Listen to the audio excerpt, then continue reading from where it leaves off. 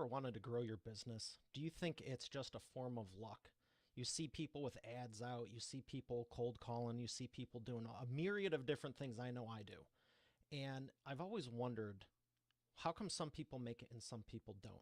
Well, that's why I'm excited to have Mark LaChance on today's episode, and he's going to be talking about the lucky formula. Do you think you have it in your business? I'm going to bring him up right after we thank our sponsor. Every business needs a book, including yours. Visit freebusinessbookpublishingcourse.com today to learn the 7 steps to publish and promote your nonfiction lead and profit-generating business book in 8 weeks. Once again, that's freebusinessbookpublishingcourse.com.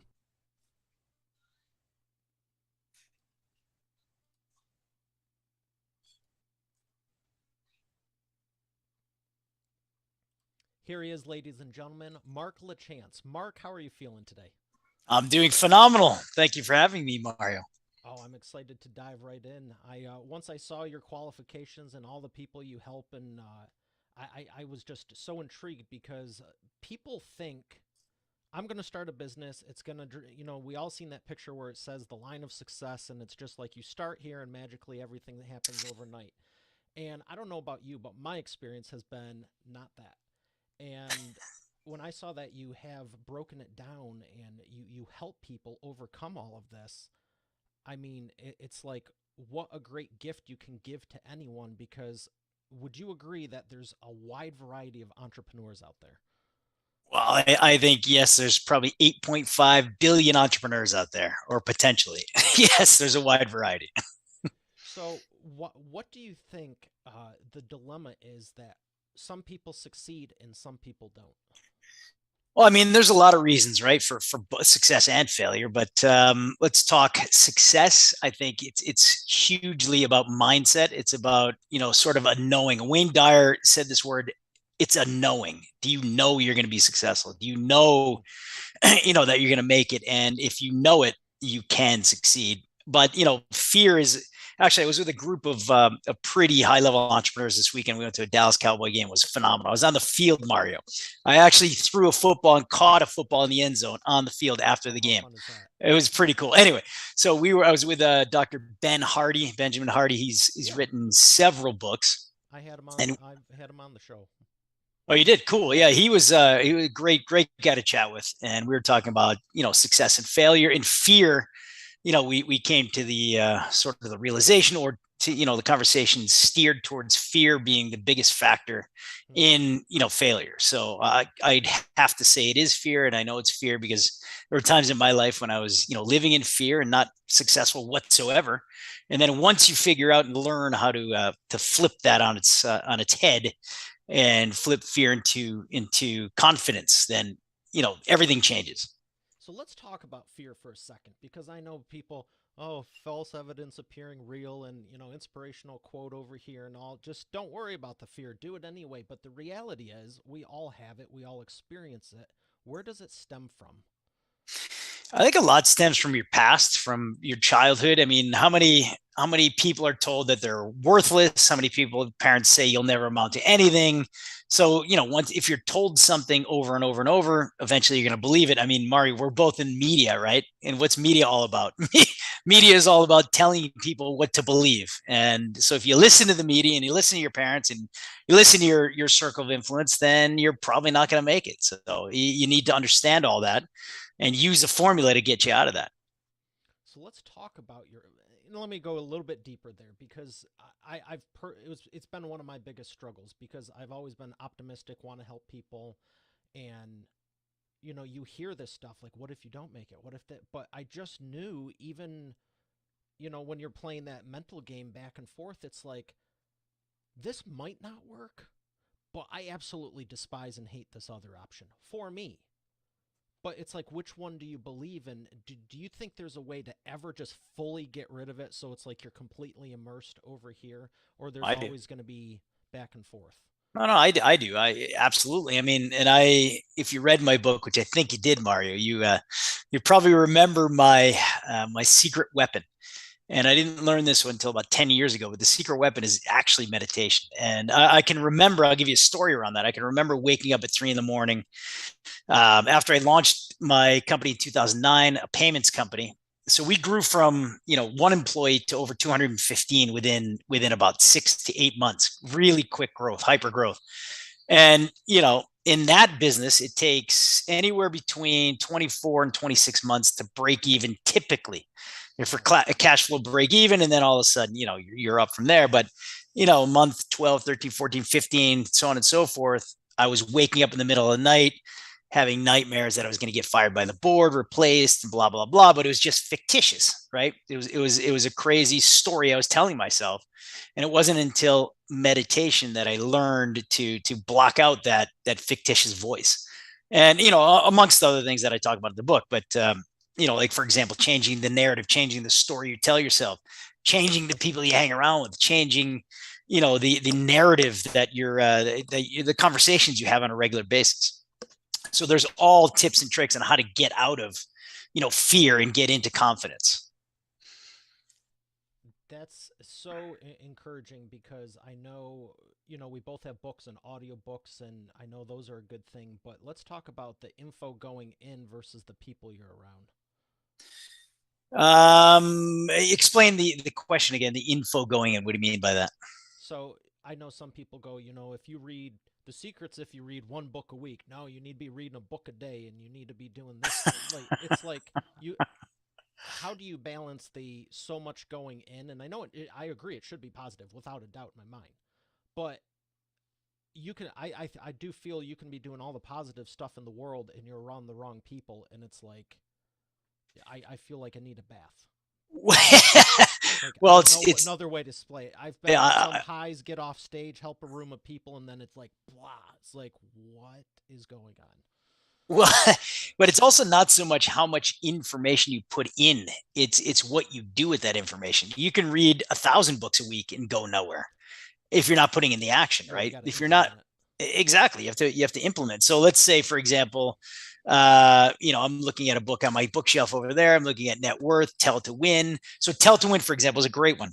So that's by Peter Guber. He's one of the best storytellers I've ever heard on stage and met. So I bought his book, obviously. But if I don't learn how to tell a story properly, if I don't learn how to, get emotion, evoke emotion, then it's not going to work. I read about it, but what if I Right. don't practice? Right? If I don't put it into practice, it's not going to work. I could have wasted $10,000 on a conference to hear Peter speak, but if I don't do anything about it, I mean, an It's that amazing shelf life. example. Exactly. Here's an amazing example. I'm not definitely not going to give you any names, but I was in one of the high level, we'll call it masterminds, and I was in it for a couple of years. And there was a group of people that go year after year after year Mm. after year, and they don't move up financially, mentally, physically, or whatever. And you're just like, what are you here for? Why? But they don't implement. They just don't implement. So you have to, if you're going to read something, actually put it to work. So Yeah, I agree. I was gonna tease you and be like, "Why can't you say the name?" But no, no, I don't want. don't worry, we're just live. Um, Yeah, exactly. so let's talk about your formula specifically. And I love what you did, and I want you to share it with people. So I think there's a lot of people who want to know how to get lucky. So what's your take on it? Well, in this sense, luck can be interchanged with success. So let's put that right on the table. So getting lucky is also interchangeable with getting successful. Um, so basically, the premise of the book is it's a formula. It's stacking the odds in your favor, and you can cash in on success. So the formula itself is I plus E plus A equals luck, which means internal mastery, which is the I, plus E, which is external mastery, plus A, which is taking action, equals luck. So I'll give you a few examples about internal mastery. So, like I said before, narrative. What do you tell yourself? When you wake up, what do you do? Do you tell yourself, "Oh, it's going to be a bad day," or "I'm going to own this day"? What do you tell yourself? What stories do you tell yourself? Mm. And then if you're telling yourself how bad the day is going to be, well, I teach you in the book, if you want to implement, right? on how to change the story and change the narrative and the voice in your head, the constant voice in your head. So that's internal. I mean, there's 10 points of internal. I don't want to get into all of them, but and then you have Two or three external. of them. So one of them is meditation, like I spoke about earlier, right? So that teaches you how to focus. Number one, how to get that crazy little voice out of your head. Number two is affirmations. So what do you tell yourself in the morning when you get up? Well, I tell myself how great I am and how great the day is going to be and how awesome my family is and how excited I am and how awesome my company is and things like that right away, right away. And then if you're ever in a lull, there's something called acknowledgement. There's a trick or a tip called acknowledgement. So write down 20 things in your past that you've done amazing, right? So there are 20 things everybody has done amazing. Everybody. So did you win a jiu-jitsu tournament? Did you win a spelling bee? Did you get a gold star? Did you, whatever it may be, did your father tell you how great you are? So those are 20 things that you can always revert back to when you're going down a negative spiral, and it can get you out of it.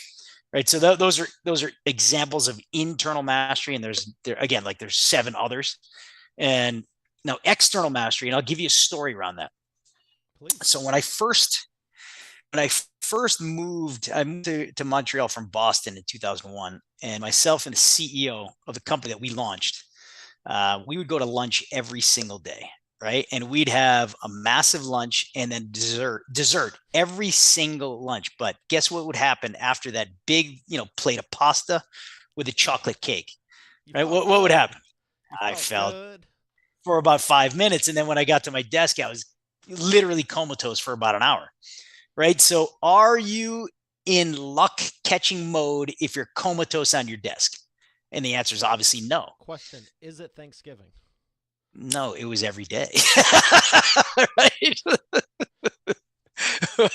So the point is, so an external mastery is the nutrition you put in your body. So if you're a 2 on 10 in energy, your chances of getting lucky in business are probably 2 on 10.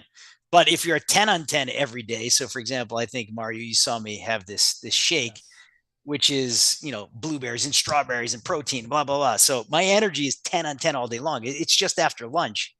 20 years ago, I would have been comatose right now. And right now I'm on my game. So if you're a 10 on 10 all day long, you will catch luck. You will, have the opportunity to get serendipitous. Actually, myself and Mr. Hardy were talking about serendipity this weekend as well. So nutrition is one of them. Supplementation goes along with that. Working out, moving your body, again, increases your energy and increases your vibration. I can go on and on, but those are some key factors. And one key, as we mentioned it earlier, but is your circle of influence. So if the conversations you're having are wrapped around, how, oh my God, the economy's terrible and inflation's through the roof and blah, blah. Not once this weekend did we talk about inflation. Not once this weekend did we talk about the economy being bad. We only spoke about opportunity. So I was with 4 high-end CEOs of their companies and, kind of titans of industry. And we spoke about opportunity only. So, your circle of influence is a critical factor on how successful you'll be in the future. And I don't think I've ever asked anyone this. I've heard the circle of influence, you're the equal of 5 people. And, everyone's heard that. Maybe not everyone, but I'd say everyone like us that's done this for any length of time. Like we know what are the books you're supposed to say, how to win friends and influence people and all this. But would you say, what do you think the core reason is? Would you say it's because the people you're having those conversations, they're influencing you 8 to 10 to 12 hours of the day, like they're the biggest influence, versus the book you might read for 2 to 3 hours or audiobook for 4 to 5 or whatever the case is? That's part of it. But another part is I used to work with a gentleman, Dr. Srini Pillay, and he wrote The Science Behind the Law of Attraction. And one of the things that he wrote in the book and he taught me is that the mind is susceptible or ventures towards negativity or low vibrations. So that's why you want to get as many low vibrations away from you and out of your life as possible, because you will always be attracted to the low vibration or to the negativity. Just by nature of being alive just in the world. By nature of being a human. That's what it is. So you want to cut out all negativity. It kind of reminds me of like planting in soil and stuff. Like you don't really need to do much for weeds to appear. but you do need to That's right. work to get rid of them. Absolutely. Absolutely. You have to work to get rid of them, and you have to work to cultivate your brain and keep your brain, I'll call it pure, pristine, right? Wow. Is there anything more you want to say about the external uh, area? Yeah, I mean, I know we I could do really, an hour on each one of these, but yeah. I feel like you Well, had a little bit more, and you were just being aware of time. But we got enough. well, external, and I'm looking at my bookshelf right there. So what are you consistently feeding your brain? We spoke about, reading 1,000 books a week, but are you reading the right books, right? Are you reading, I'll just read a few off: The Blue Ocean Strategy, or Extreme Ownership, or The Art of the Deal, or Phil Knight, The Shoe Dog, or Elon Musk, or right? Are you reading those types of books? And Tell to Win and Net Worth and blah blah blah. So are you reading these types of books, and are you implementing, right? Are you going to conferences and not just being like those people I referred to earlier, but are you actually implementing?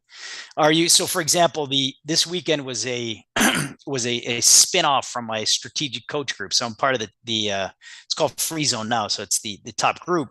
But in this group, you have movers and shakers. So are you taking advantage of all the people that you meet, right? Are you using, your narrative and your mindset and your ability to cast vision to influence the people in the group and to get to the next level? So it's taking action is the critical factor here. Total critical factor. Personal development, and then what you do with that personal development. So again, like I mentioned, going to events, I'm sure, Mario, you go to events all the time, and I'm pretty sure with the way you dress, you're dressed a heck of a lot nicer than I am right now. You're you get people attracted to you because you have the beautiful hair and the tie. Look at the tie, Mario. I appreciate the compliments.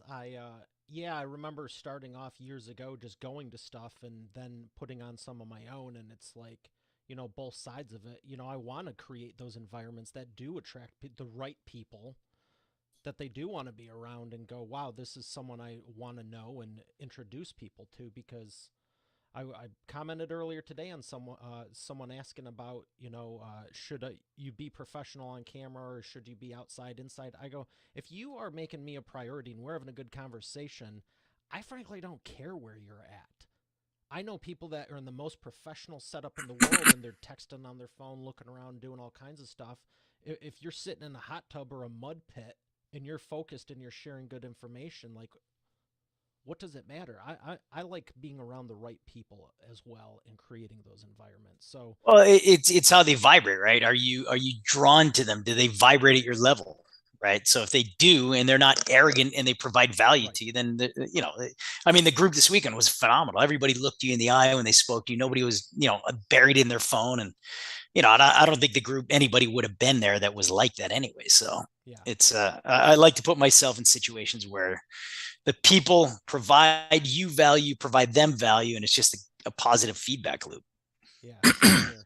So I want to, since we're on a roll here with the taking action and everything, I want to go a little bit deeper with taking that, because I think people know take action, and obviously we talked about you have to implement it, and I'm in full agreement. But okay, you have the business, you're around the right people, reading the books, you want to take action. Is there better action? Is there worse action? And what have you found with all your successful companies, that how do you know, like you said with the books, this is what I should be focusing on something versus maybe my team? Should you have a team?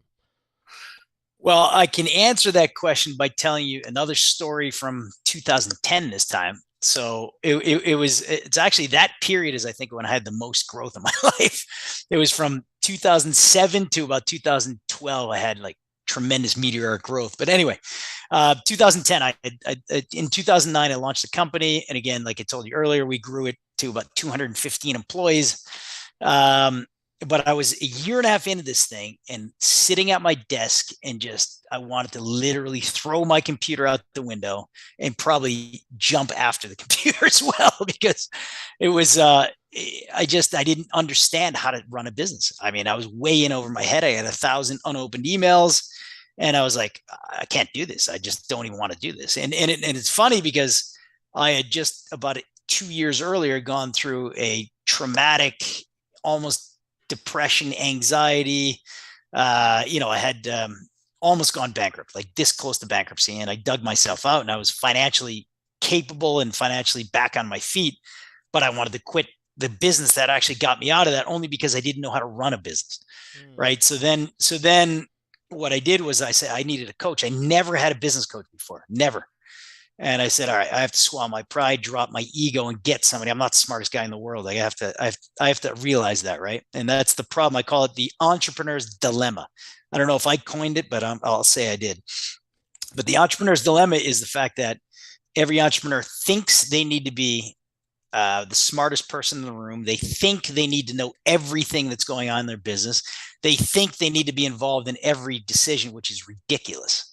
Right. So, and I learned that was ridiculous after I went to, so it was right around my birthday, which is in December 2010. I was looking for a coach, business mentor, and Tony Robbins kept on coming up, business mastery, business mastery. So, and it was 10 grand. And I'm like, oof, 10 grand for an event sounds or seems or feels expensive, but I needed it. Right. So I signed up. And it was like a hit in the face. I'm like, wow, I'm the problem. My ego is the problem. I have to know everything. Like I shouldn't have been on any distribution lists. I shouldn't have, so anyway, so after that, I found out I was the issue. I found out, I was hiring only yes men and women. And I was hiring people that, that couldn't think for themselves or couldn't make decisions on their own. And I realized that I was the problem. So I came back. I literally had to fire 3 of my senior managers, replace them with people who have an opinion or strong leaders and strong, were very, very capable. And it was unbelievable. It was like a complete transformation. I went from 1,000 emails to like 20 a day. Nice. It's crazy. And so I basically, I mean, you probably read the same story in Think and Grow Rich about Henry Ford. You're in Detroit, right? So Ford had the same thing. He was like, the reporters interviewed him and they all asked him, they said, well, I don't think you're very smart. Something I'm paraphrasing, obviously, but something to the effect that, we don't believe you're the smartest person in the world. You might be the richest, but we don't think you're very smart. And he's like, ask me any question. And they asked him a question and he'd pick up his phone and call his chief marketing officer and get the answer, or call his chief financial officer, or call his head of operations, or that's what you have to be the marionette. You have to be, sort of the puppet master, putting the right people in the right place and getting out of their way. And it makes your life easier, their life easier, and you hyper grow. So that's, if I can give any tip, it's put people around you that are smarter than you, that are better than you, that are faster than you, and your company is going to mega grow. And you're going to have a heck of a lot less stress. That is a huge tip. And I remember one of the first times I had some people in place and I was like, they're helping, but I feel like I'm still having to exert a ton of energy just to get productivity. And the second I let them go and swapped them with other people that were bringing stuff to me, like, hey, have you considered this? I'm like, no, absolutely. I didn't even know this existed, but thank you. Let's run with these two. Absolutely. I mean, and so I'll give you a great example right now. I'm running a digital marketing company and TikTok is our biggest revenue source. About 62% of our revenue is generated from TikTok. Do you think I've ever created one TikTok in my life? Not one. Do you think I do any of the media buying? Do you think I do, any of the content creation? None of that. So you have to put people in place. Like I'm literally slow on my phone. I mean, with technology, but I have 20 somethings that are unbelievably fast and incredibly smart, incredibly capable that, and I don't have an ego about it. It's like, good, that's your skill set. You do it. And then I'll just, when you have questions, you come back and we'll talk about it. So that you've got to drop your ego. I mean, the worst thing again is that entrepreneur's dilemma. If you want to be stuck, then try to do everything yourself. that's going to be anyway. Too many people doing that, huh? I mean, we spoke about this weekend. So interesting. We said, what's the percentage of entrepreneurs that you think actually can make it and make it big? And I think it's a very, very small percentage because that ego gets in the way, fear gets in the way, And a lot of that is what I write about in the book is how to get rid of the ego and how to get rid of that fear. Because that, again, getting back to fear is debilitating. Fear, deer in headlights. You're not making any decisions. You're not going anywhere. And then so imagine if you have fear and ego.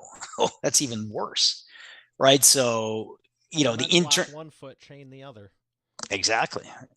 So look, you need to understand how to conquer both of those things, and both those things are your enemy. I wanted to ask you about the TikTok ads in your agency because clearly that's going well for you too. And do you think TikTok ads are a strategy for all businesses, or is it only certain ones you're finding are having success? Look, if you're a personality, I think it could work for anybody, right? So I'll just give you a great example.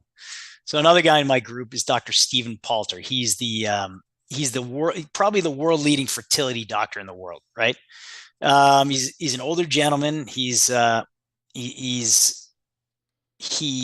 can I say this and be nice to Doc, because he's a good friend of mine. He's not in the best shape of his life. Let's put it that way. But he's a rock star on TikTok. And why? Right? Because he's intelligent, he's creative, he's generating a ton of traffic, he's generating, right? So anybody that's creative, that wants to learn and be consistent, can use TikTok to be successful. Yes, so anybody can make something happen. And if you look at the demographics, right, it's not only Gen Z and it's not only women, it's everybody's on. I mean, it's skewing higher, older and older every day. So the demographics are, I find that most of the people are switching from Facebook, Instagram to TikTok. So the demographic is becoming. Yeah, we're seeing that a lot. And if you look at the earnings, right? I mean, Facebook, their stock is, I want to say, cut in half this year. So since Q4 21. Exactly. And there's many reasons for that. I don't know if you ever try to buy ads on Facebook. It's quite a challenge. Let's just put it that way. They're not the best at customer service. So if you want to talk about arrogance hurting a company, I think that probably you can point the finger at that right now. So. Yeah, I've in Instagram, Facebook, they're both the same company. So I've been hearing people switching over, but that's one thing I think people overlook is, what if this platform goes away? What about this one? What if this changes? It's always changing, but at the end of the day, the activities for you to be successful are very similar. 20 years ago, maybe it was the email. Well, it's that diligent. Is it good content? Or, are you putting something worth reading or watching out? Whether it's consistent, on Facebook, LinkedIn, yes, TikTok, exactly. Instagram, whatever.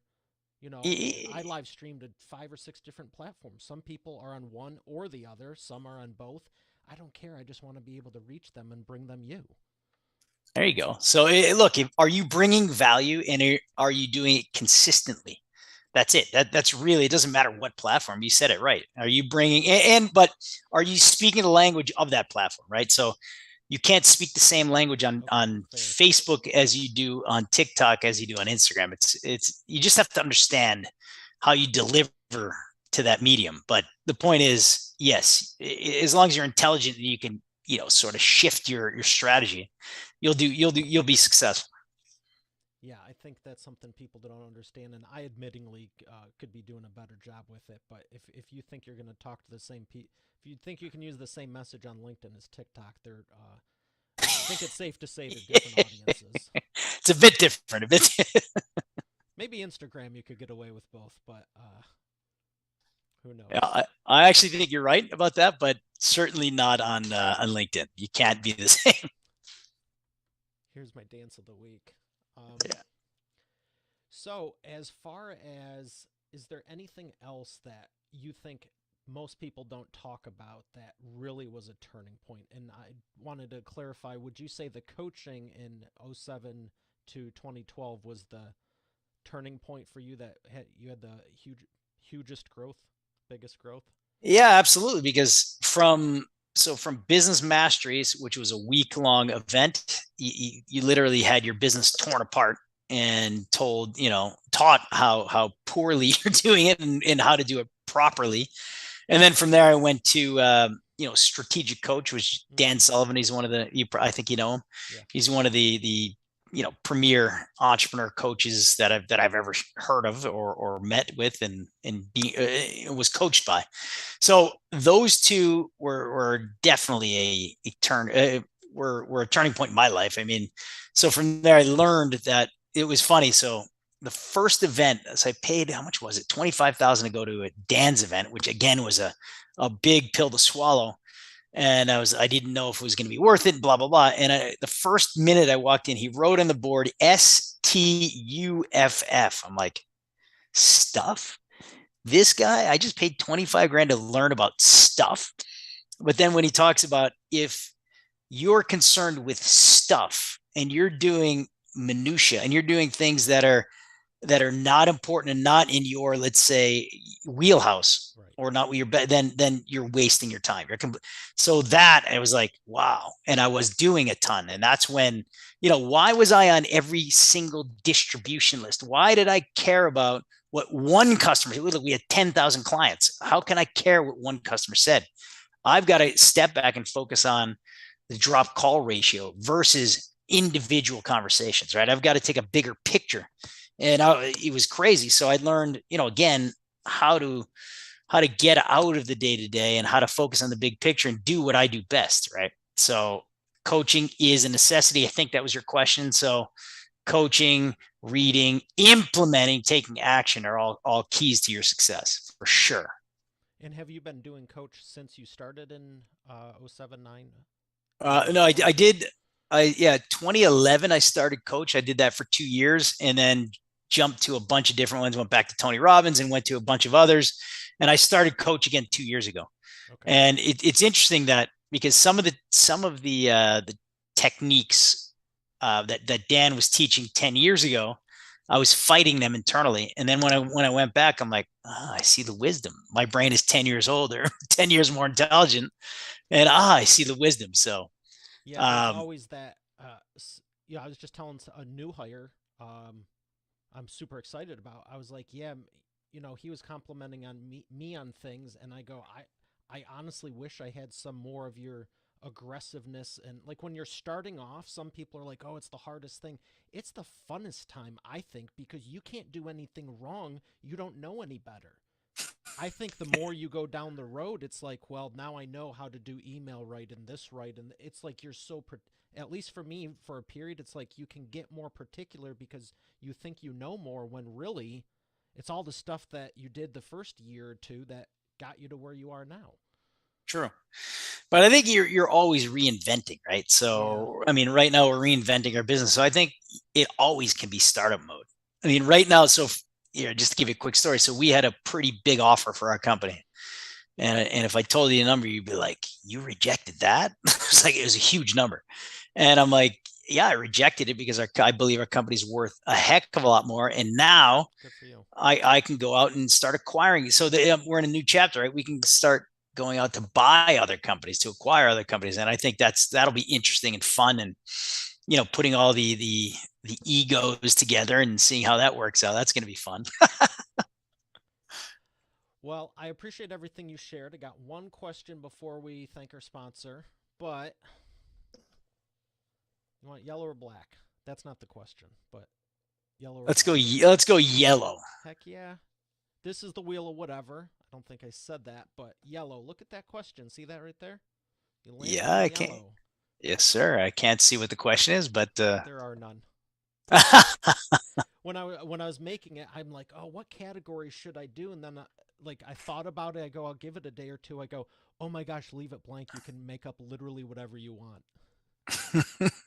So my question for you is, it's literally, I had a few things lined up from the earlier, but with what you just said about acquiring other companies, what type of companies would you be looking to acquire over the next 5, 10 years? well, we're going to look 2 to to 5 even. acquire. We're going to look to acquire companies that obviously add to our EBITDA, but that can complement us, because our strategy right now is we're pretty heavily focused on one strategy. So I want to diversify out of that one particular strategy. So, we want to go direct into different verticals. So for example, digital marketing in education, or digital marketing in financial services, or digital marketing in insurance. So I want to acquire different verticals and people that are different where we're not, right? So I think diversification of, verticals, skill sets, platforms. We're heavy on TikTok, Facebook, and Instagram, but we don't do anything in email, right? We What don't about do YouTube? anything. We don't do a lot in YouTube. So if we can acquire somebody, that understands YouTube, that'd be great. So digital marketing that are not in verticals that we're in and that are not on platforms that we're in as well. That's the key and the goal. Fantastic. Well, thank you for sharing that. We're going to thank our sponsor and come back for the imperfect action round. You're already the expert, but have you transformed your expertise into a tangible asset that will generate and qualify leads while increasing profit for you 24/7? And if so, how well are you promoting it? With the Expert Authority Effect publishing method, it's easier and faster than ever. Visit freebusinessbookpublishingcourse.com today to learn the 7 steps to publish and promote your nonfiction lead and profit generating business book in 8 weeks. Visit freebusinessbookpublishingcourse.com to get started now. Once again, that's freebusinessbookpublishingcourse.com.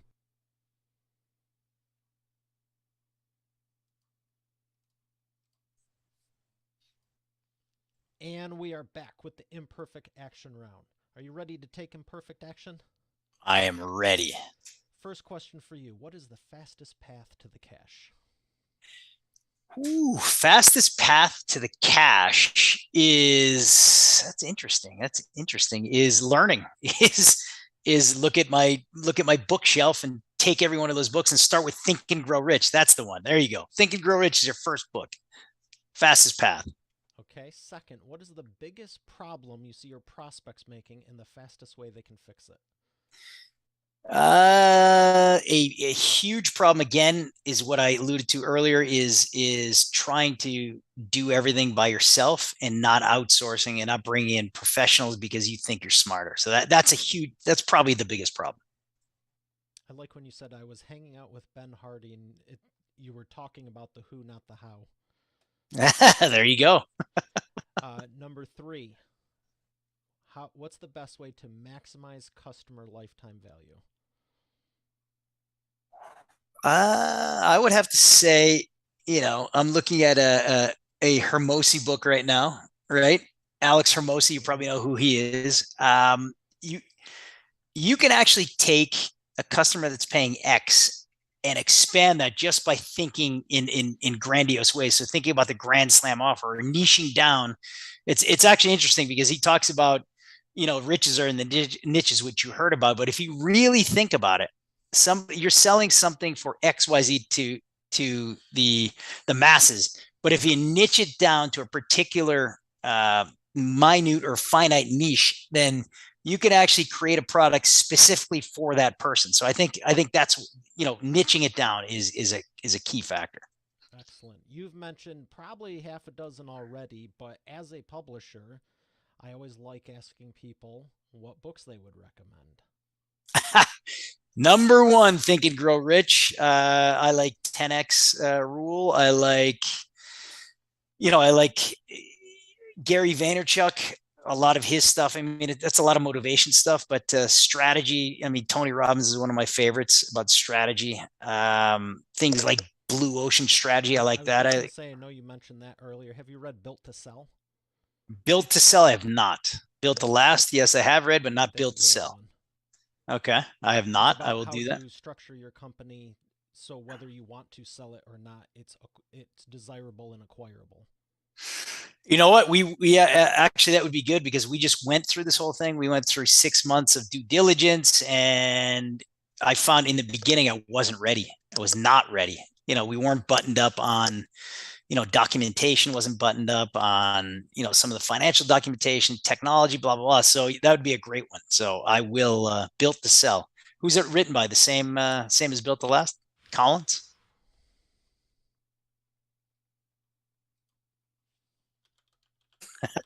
I put you on the spot. Sorry about that.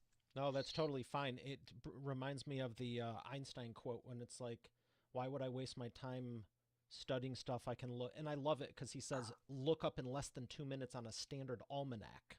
Well, there you Well, go. I got him 10 beat with 2 seconds. seconds. There you go. Jim Collins is my guess. Let's get it.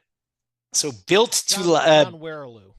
Okay, there you go. It was on the tip of my tongue, but can I have you do one more thing? One more. You got it. Can you take your right hand and point this way? My right hand and point this way. Yeah, just like at your bookshelf, because I know you've mentioned a few times you have it right in front of you. Just point at one over that way. What's that one? What are you pointing at? What's the book? I'm pointing at Russell Brunson. Ah, another good one. Okay. Expert Secrets. A lot of times people have it behind them, but when you were like, "Oh, it's in front of me," I'm like, "We got it." No, mine's literally right across, right there. That's a smart move though for interviewing, because you're like, "Yeah, oh yeah, this one and this one." I'm like, "Wow, killer." Where would you like people to learn more? They can go to my website, marklachance.com, and I've got a gift actually on the website. There's a quiz. It's called the Lucky Quiz, where you can get your luck score. So if you go to marklachance.com, scroll down, you can take my quiz. It's on a scale from 0 to 100, it gives you your score and tips and tricks on how to get luckier or get a better score. So it's pretty cool. It's pretty fun. And Mario, I expect to see yours in my email box later this afternoon. It sounds interesting, and I do want to take it. I noticed it earlier when I was getting ready for this. Cool. So that's where you can find me, or on Instagram, Mr. Lucky Official. So that's MISTER Lucky Official on Instagram, and LinkedIn as well. But I won't be doing any dances on LinkedIn, that's for sure. All right. Well, I appreciate everything you've shared in your time. It's been wonderful. So thank you very much. Mario, thank you for having me. It was awesome. Have a great day. Authority World. We have another great episode today. I'll see you on the next one. Have a great day.